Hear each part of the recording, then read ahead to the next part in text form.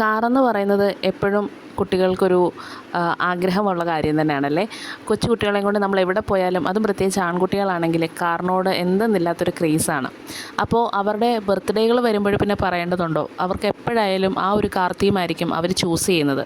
അപ്പോൾ ഈ വട്ടം എനിക്ക് കേക്കിന് ഓർഡർ തന്നിട്ടുണ്ടായിരുന്നത് ബിന്ദു ചേച്ചിയായിരുന്നു. അപ്പോൾ ചേച്ചി എന്നോടത് 2 ദിവസം മുന്നേ തന്നെ നേരത്തെ പറഞ്ഞിട്ട് ഫ്ലേവറും കാര്യങ്ങളും എല്ലാം ചൂസ് ചെയ്തു. പക്ഷേ ഡിസൈനിങ്ങിൻ്റെ കാര്യം എനിക്ക് കുറച്ച് റെഫറൻസ് പിക്സ് ഇട്ട് തരുമെന്ന് ചേച്ചി പറഞ്ഞിട്ടുണ്ടായിരുന്നു. അങ്ങനെ ഞാൻ കുറച്ച് സേവ് ചെയ്ത് വെച്ചിട്ടുണ്ടായിരുന്ന പിക്ചേഴ്സ് ചേച്ചിക്ക് ഞാൻ ഷെയർ ചെയ്തു. അതിൽ നോൺ എഡിബിൾ പ്രിൻ്റ് വെച്ചിട്ടുള്ള കേക്കുകളും ഉണ്ടായിരുന്നു, അതേപോലെ തന്നെ ഫോണ്ടൻ്റ് വർക്കിൽ വരുന്നതും ഉണ്ടായിരുന്നു. അതിൽ നിന്ന് ഈ ഫോണ്ടൻ്റ് വർക്ക് വരുന്നൊരു തീമാണ് അവർ ചൂസ് ചെയ്തിട്ടുണ്ടായിരുന്നത്.